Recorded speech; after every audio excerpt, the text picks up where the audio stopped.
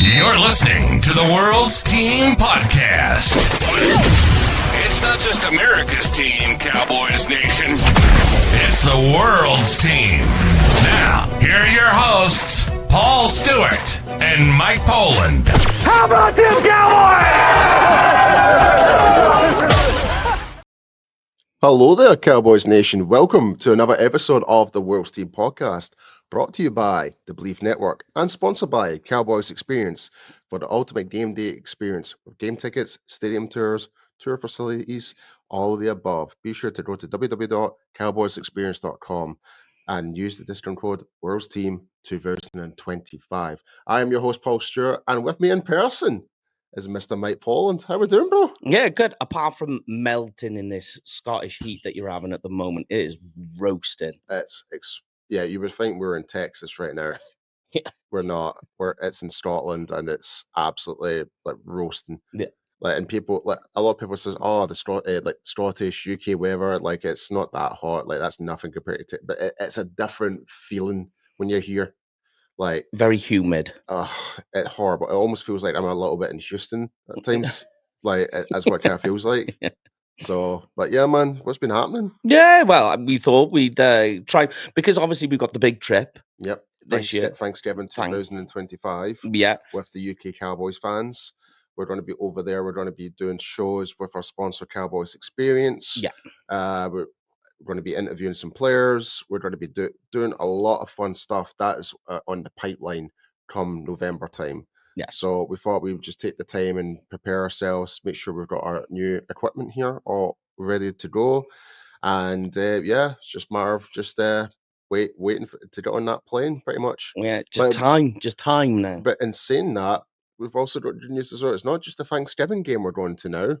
We're going to the Philadelphia Eagles game as well on the 23rd of November. So there we go. Yeah, two for the price of one. And the good thing is it's the Eagles, so we get to really wind up some Eagles fans at the same time. I really hope so. I really hope we can actually just like make them shut up. But anyway, I'm sorry. I had to say it. Well, Philly for never. No, yeah, Dallas forever, Philly for never. As the OG Meg would normally say. Yeah. Hopefully we get to see her, actually. I'll have to send her a message. Yeah, we will. Yeah. We definitely need to reach out to her and stuff like that. Could do like a triple world team and get Meg to come and sit in with us. We can do. Yeah. Well, we definitely reach out for her. Yeah. But yeah, folks. Quite a few things have happened with the Dallas Cowboys this week. Mike, help me out with it. All right, let's start with the bad news. We'll do the bad news and then we'll work backwards towards training camp. Obviously, the bad news that's happened this week is Kavontae Turpin got in trouble with the law, arrested. Yeah.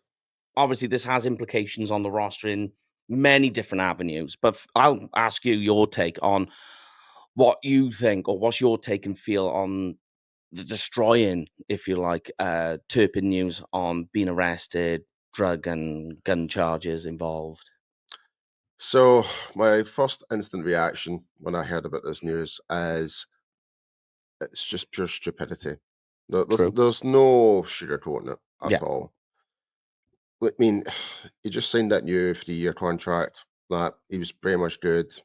Then he ends up going out and do something stupid as that, in possession of a firearm and in possession of like illegal substances. Yeah. So, well, in Texas, obviously, do I go into the legality of and the politics of it all? Yeah, but basically, he should never have done that, and it's so avoidable as well. Like, you don't have to do it. Like, what was the need behind that? But the problem I have is like, it's now putting a damage on the image of what Brian Schottenheimer's trying to do in Dallas right now. That's my problem. Like, yeah, Turpin, great player. I love Kavontae Turpin. Love him to bits. He's your gadget wide receiver.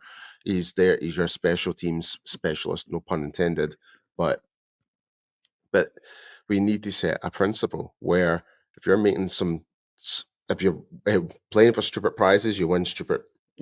Yeah, like, you know that's yeah.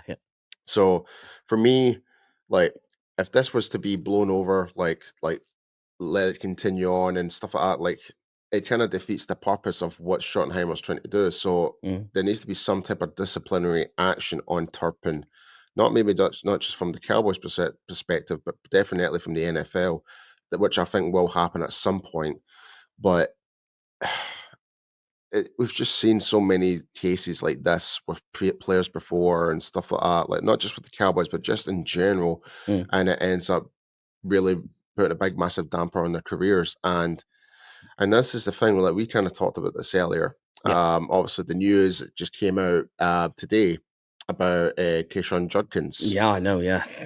But we won't go into the specifics of it, but obviously we don't want to kind of raise up the question in case we get monetized on YouTube and stuff like that. But either way, it's bad. And also the fact he's not signed his rookie contract. Makes it even worse. He's the only Browns player from the rookie class that hasn't signed a contract.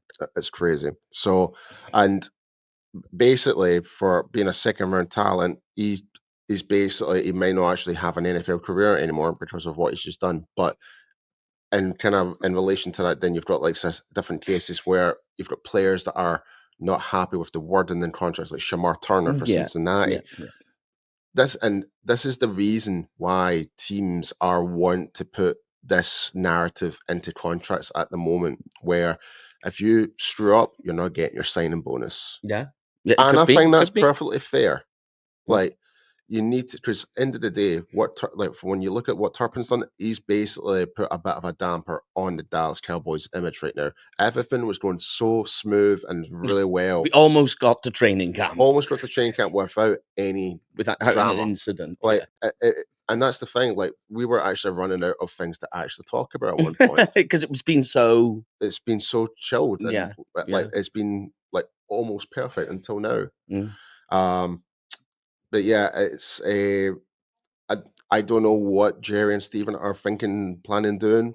But I definitely think there needs to be some type of disciplinary action. But the thing is, though, Mike, this might actually have implications on Turpin now actually getting as much more game time now, despite this could be one way of giving him some type not punishment per se, but there's the repercussions of what he's just done. It's like, okay, you're not getting as much game time. So that opens the door for likes of Jaden Blue and all these other guys. Deuce Vaughn. Yeah. I mean, you think there's so to talk about the culture side of it all and the disciplinary action, you think Schottenheimer, this now becomes his first real head coaching moment. That now he has to make a decision. He's talked all off season about culture, that this is what I want. I want my team.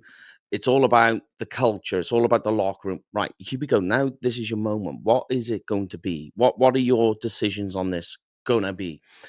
That affects your wide receiver 3. The wide receiver 3 battle now completely changes because Turpin is kind of like going to have to take a step back because you have to offer it to all the other guys beyond that now. So wide receiver 3 becomes an interesting, which we'll talk about later.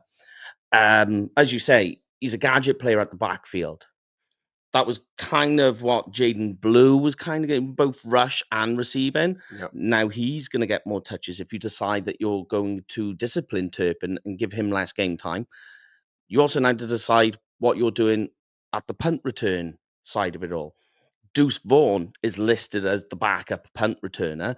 We was talking a guy of his size. What are you going to do with Deuce Vaughn going forward? Now all of a sudden the door's wide open for him. He has a role. Yeah. And then again, you've got all these undrafted guys that we talked about previously before, like Holden and all these, like even like from the secondary guys that could be kick returners and like all these like undrafted cornerbacks, etc. They could actually still play in that type of role as well. Yeah. Even though they're primarily defense, but we've seen it happen before where cornerbacks will be like the kick returner or something like that. Like it could potentially open the doors, but it really depends what the Cowboys do in this situation. If they're willing to do I think it is the right thing. Like, yeah, I want Turpin to be on the field, but there needs to be that level of integrity, and where like if players are doing silly things and not getting done for it, then it can easily escalate to something more serious, and then it's too much damage control. I agree. So I don't know, but let us know, folks. What do you guys think about the whole Kavontae Turpin situation? We'd love to hear from you. But moving on from Turpin. Yeah. What else has been happening, Mike? Well, let's talk about some guys now because we're about to enter training camp. We'll get some training camp talk in. But before we do, first of all, happy birthday to DaRon Bland. Oh, yeah. Happy birthday, DaRon Bland. Yeah. But my question on DaRon Bland, contract year. Mm, Now, the last time we went to a game was the the Thanksgiving game, 2023, where he broke the the record. pick six record. We were Yep. there right there for it. Brilliant moment. That season, absolutely. I mean, it's more. You say it was breakout years, more than a breakout year. It was an explosive season from Bland. Kind of outshined Trayvon Diggs. Yep. And we all know that Trayvon Diggs was the interception leader the year before. So we're kind of like, wow, two Bullhawks. Diggs kind of takes a step back that year. Yeah. There we go. Then we get into this, or the last season, and Bland misses half the season, doesn't join the season until about week 8. And the whole thing was kind of like he was still trying to get up to speed. The interceptions, the takeaways, generally his defensive play took a step back. So the question now becomes, he's in a contract year. Do you, and Oxnard's always a great place to get these deals done. Do you do a long... Well, sorry, speaking about Oxnard, the Cowboys have extended their deal with Oxnard for another 5 years. Yeah. So, which is great. Brings more stability going forward. At least you know year after year, at least you know where you're going to go training camp. We knew that was going to be expected. So it's basically just renewed the lease in a way. Yeah, which is great. Yeah. And sorry, but back to you were saying about Bland there. Yeah, sorry. so Bland. No, it's a good point. So with Bland is, do you strike now and get good? You're in Oxnard, long-term deal, right? Because if he breaks out again and we get that 2023 season out of him, Sure, I keep claiming. gets more expensive. Or are you looking at 2023 and going, look, you had this one really, really good season, but then 24 didn't follow. So do you hold off and wait? It's the gamble. So, but the question is do you do it early or do you wait till the end of the year? Well, first, I think 2024, like I wouldn't say the fallout was a wee bit of a no, it's unfortunate. I know, yeah. Like he had the injury, and obviously he was just trying to play catch up. Mm-hmm. But when it comes to his contract right now, me as a fan, I would get the deal done right now. I would definitely do that right now. Mm-hmm. But do I see the Cowboys doing that as of right now? Probably not. They'll probably wait to see after probably the first round of cuts or something like that, just to see how things work up in the finance department with the cap, Stephen Jones, what he's looking to do. But I think they have every intention to look to retain DaRon Bland for X amount of time. So whatever they decide. Yeah, I mean, me personally, I think you extend based on the fact that you've got question marks with Trayvon Diggs with his injury. Mm-hmm. You've just drafted a rookie, Siobhan Revel. Fantastic. But I cannot wait for him when he's on that football field. Yeah, that's going to be an exciting moment. But obviously, he comes with question marks on injury. Josh Butler, who had the great game against Washington. Yeah, then picked up the injury. So he has question marks. So then you're kind of looking at the cornerback position going, where's the stability in this position beyond what is there now? Bland, I know he had the injury last year, but it's not something that you would expect to be ongoing, that you'd be a reoccurring thing. Just one of those unlucky things. So then you sit there and you go, well, what if we do decide that Diggs is going to be a guy we move on from eventually? What if Revel can't get back from that injury? What, he's not that explosive guy he once was in college? So you kind of look at all the things, you go, right, so Bland is really the one piece that's still hanging around. So I would just be like, extend him, keep him, retain him, and then we'll continue on building the cornerback position through the draft. Yeah, no, I totally agree with you, man. Yeah. And that's the thing, like, there's other players as well. There's Brandon Aubrey. We need to talk about him as well. Yeah. That one I think is a lot easier. That is a no-brainer. Yeah. Get Brandon Aubrey a new deal ASAP, because he's been absolutely vital. Like, he was pretty much our main offensive weapon last year. Yeah. Like, and sadly, that's the reality. Our offense just did not really produce when it really meant, and we relied on Brandon Aubrey so much that even keep us within distance of trying to win a game. But obviously didn't work out the way we would liked it to. Yeah. But yeah, it's but Brandon Aubrey deserves to get a new contract, and I think you could potentially be like one of the highest paid kickers in the NFL potentially. Well, I think I see where you go. Yeah, in terms of where his talent is and Mm-hmm. what the reward should be, agree. But I think if you do a long-term deal now before the season starts, you could probably get a discount because obviously undrafted free agent, the It- background. This is his chance. We've seen the talent. We know that this guy is a sniper. Don't forget he's a Pro Bowl kicker as well now. No, That exactly. So that that raises the bar. that raises the valuation up Yes. significantly. Yeah. So I just think you already know the talent, and you know that he can kick, and he's made pressure kicks, he's made game winners. I will say though, mate, if he was to even attempt that 70-yard field goal, Yeah, I know. Yeah, like to break the record, like to have that accolade on your resume will even bring up the price even more so. yeah, So, because he can make it. yeah, but I agree though. I think we should try and get him early as well. Yeah. Try and get him extended early. So therefore, when it comes to the season, there's no lingering for contracts. And the same goes with Micah Parsons. Like Yeah, that's the oh, big one. yeah. Like we need to get that deal done ASAP. Mm. Get him on loan. Like, and I know Parsons wants the deal done, but it's just a matter of the whole plan with agents. That Yeah. It it's basically the dance with wolves, essentially. yeah, it's You know. crossing the T's and dotting the lowercase J's. Yeah, pretty much so. Yeah. But obviously with training camp, as we just kind of talked about, coming up, Yes. my question is though, Meg, what is the most like what would be your exciting key matchups within the Cowboys training camp? Matchups. Okay, matchups and battles. I have different ones. Matchups that I'd like to see, that I'm really excited to see. So it's going to be the first one that immediately springs to mind is George Pickens versus the Cowboys secondary, generally, Oh, yeah. because the secondary still got to deal with CD Lamb. Mm-hmm. So we're just talking about, the depth and the positions and the talent that's there.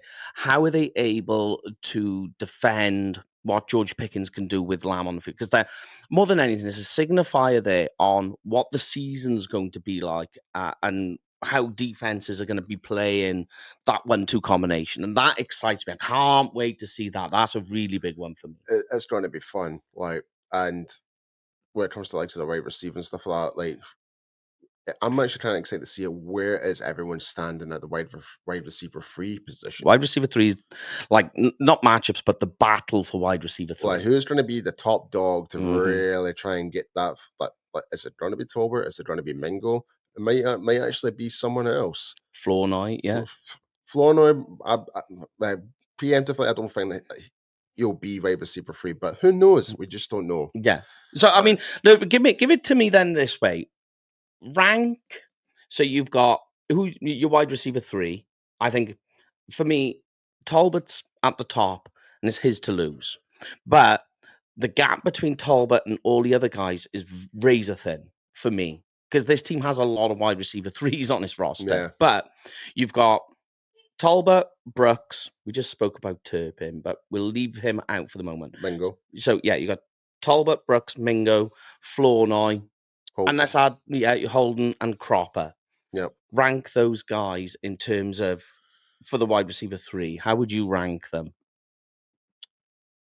So obviously, by default, Tolbert would be up top of the list. I think I'm the same there. But there's a question mark beside that, alongside with Mingo, because Mhm. my reason behind that is because we only just traded for Mingo halfway through the season. Yeah, is it still justifiable for a fourth round pick?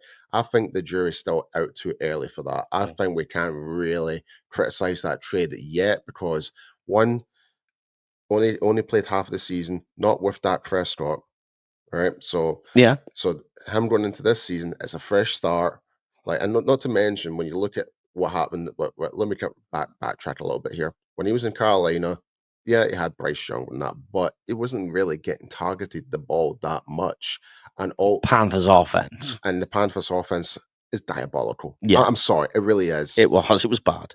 And that I still laugh to this day to that guy that tried to mock me about the Panthers, and then like still blows my mind. and this, dude, the Cowboys have a much better record than against you guys overall in history. Who are Yeah. you to tell us? Yeah. And I mean, they get rid of Christian McCaffrey, and you're just like, what is this offense? So I agree. Yeah. Mingo's a massive question mark based on that. You're saying since he joined the NFL, it's been bad. And it's like, but he's been on a very lackluster offense that has many issues and still does. I know, and when you look back at his own mistape, you had him graded as a Oh, second God. Yeah. round draft pick. Yeah. And we still hear from like Tyler Smith and stuff like that. Like, Yeah. like talking about who's obviously Ole Miss as well. Sam Williams. Sam Williams, sorry. Yeah. No, but Tyler Smith's Tulsa. Yes. Sorry. Okay, you got it.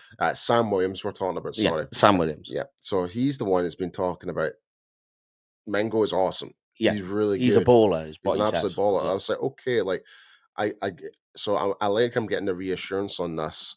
Like, they made the trade for a good reason. Obviously, he was one of the like top prospects for the Cowboys back then and during that draft. Yeah. But like, you can't really like criticize Mingo based on those like 4 or 5 games where he's hardly been featured, and based on the traffic. Like, if you're going to start criticizing him, start the criticism now. It needs to be starting from this season going forward. Yeah. Because now we've got Dak back. Now it's a new coaching staff. Where does he fit? He's now going into training camp to really fight for that number 3 spot. So it's all for him to gain. Yeah. And it's all for Talbot to lose. Exactly. That's where I'm trying to get now. Okay. So so in terms of the rankings, Talbot is free. Bingo. 3.5. but both of them have a big question mark. It's between those two. I think personally that's the wide receiver number 3. Yeah.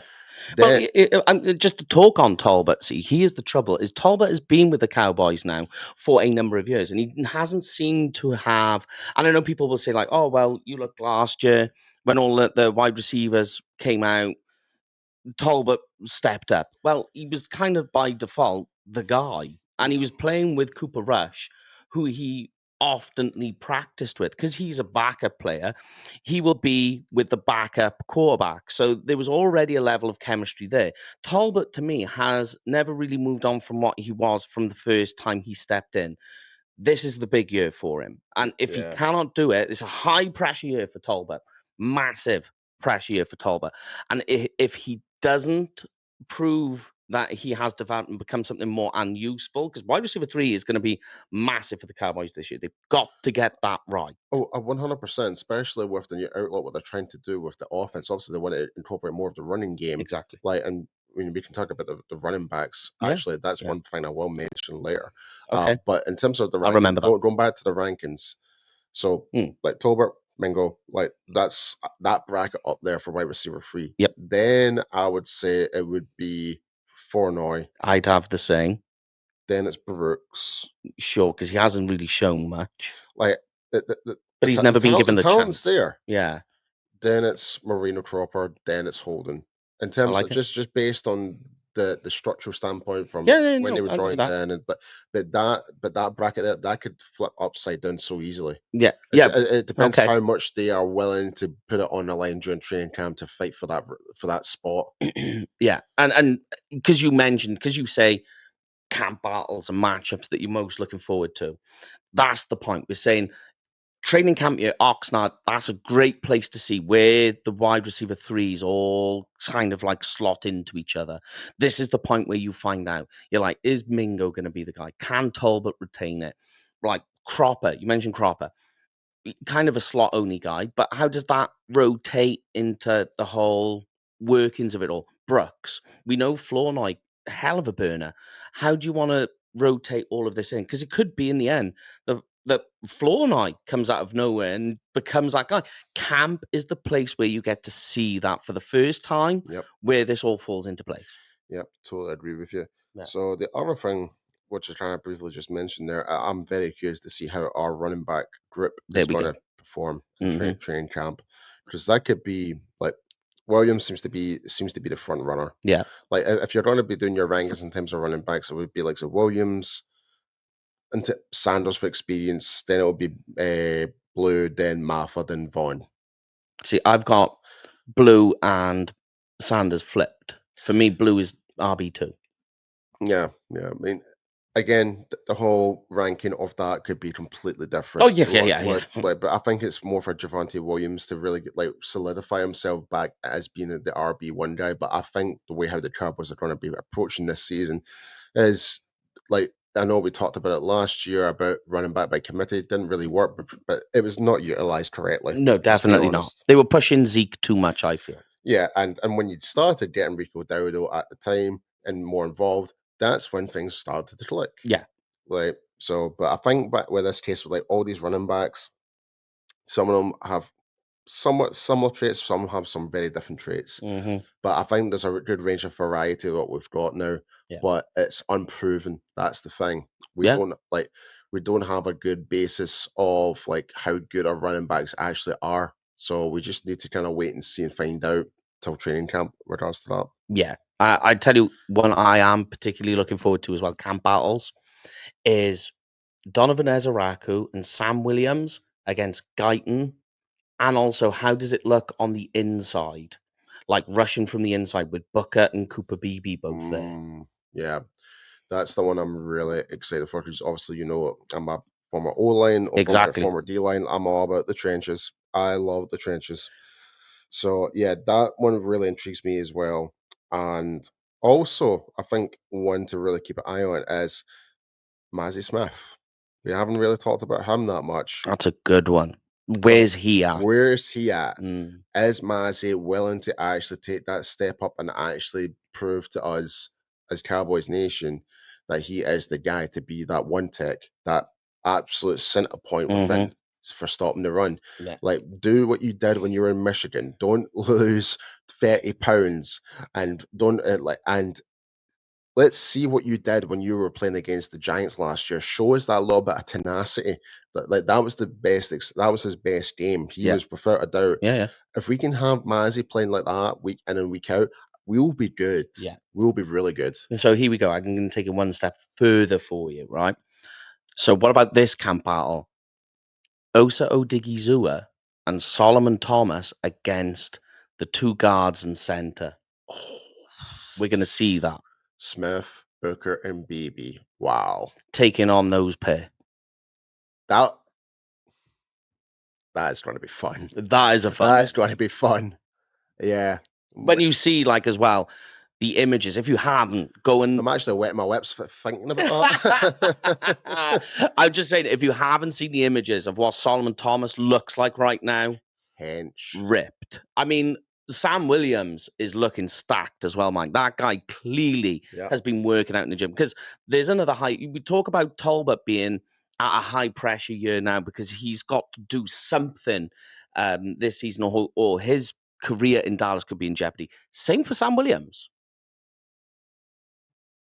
Huh? Just bring your microphone up. Oh, yeah, sorry. Yeah, so Sam Williams, there's another one, high pressure year. So it could be a case that if Sam Williams can't, because you've also got to think you've got Dante Fowler, he's in the mix for being designated pass rusher. So where does that put Sam Williams? You've got the Donovan Izaraku, you've got Marshawn Nealand. These guys are all pitching for snaps. Yeah, I mean, and the guys are going to get their opportunity. They're going to be given all these snaps and that, like whether it's with first team or second team, whatever. But they're going to get plenty of opportunity. It's more so more on the undrafted guys are going to have the more uphill battle. They need to really make an instant impact. It's like, oh, who's this guy? Yeah, and we've seen it happen before. Like, who's our safety? Bucky Spell. Oh, Marquis Bell. Yeah. Prime example. Yeah. He came out of nowhere, and he was. But we were excited when they got Marquis Bell as a UDFA. Yep. He was one of the guys that we had him getting drafted in the like one of the last picks for the Cowboys, and to our great surprise, we ended up getting him as an undrafted free agent in the pool, and we were like, oh yes, and obviously now you've seen him at the Cowboys, what he's capable of, and you're like, yeah. So that's a great example. So, but kind of goes to what I was kind of saying, like, so Holden, the wide receiver, like, when you look at his tape when he was playing in college, like, it's like, how was this kid not drafted? Mm-hmm. So mean, who knows? Yeah, I mean talent level, but I'm with you. I know what you're saying.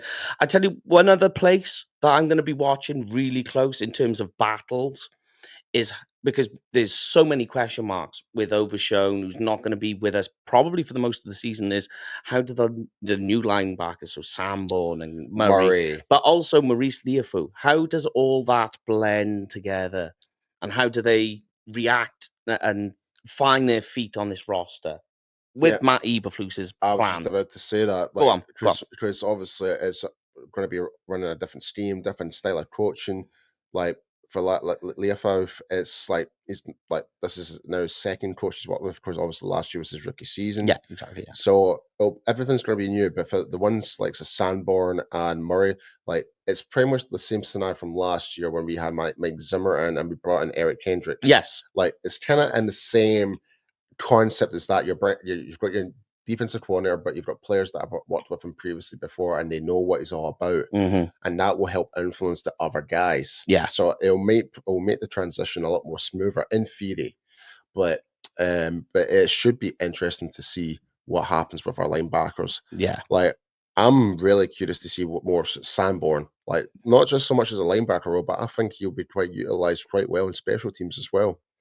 It's a good one. It's a good shout. Yeah. Because I mean, we've lost a lot of pieces on the special teams. Yeah, we have. Yeah. You know, when you think looking at the gunners and on the defensive side of special teams. So when you look at that, Sanborn is a perfect example, or not perfect example, perfect guy who you could slot into that role. And I agree with you. I like that. That's a good one. Yeah. Well, I'll tell you what though, Mike, I am absolutely buzzing for training camp, and it's just literally around the corner for now. Yeah. Like how many days till training camp now? It's like less than a week. Hold on, what's the date? It's going to be, so this week now is things getting into place. Next weekend, they'll all start moving into Oxnard. Oh, it's exciting times, man. But yeah, folks, I think we'll call that the end of this episode. Yeah. But yeah, folks, be sure to like and to subscribe. Follow us on the World's Team on all the social media platforms, and get to follow Mike at where? Kenfig Cowboy, Kenfig with a K, Cowboy with a K. You, Mr. P, where can they find you? You can find me at I am P2 on X and Instagram. But yeah, folks, thanks for swinging by, joining us here at the World's Team Podcast. But remember, as always, here at the World's Team Podcast, it's not just America's team, it is the World's Team. We'll see you guys next time.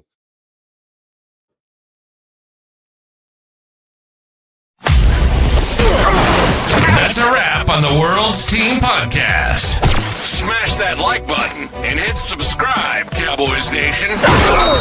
This ain't just America's team, it's your team. Touchdown!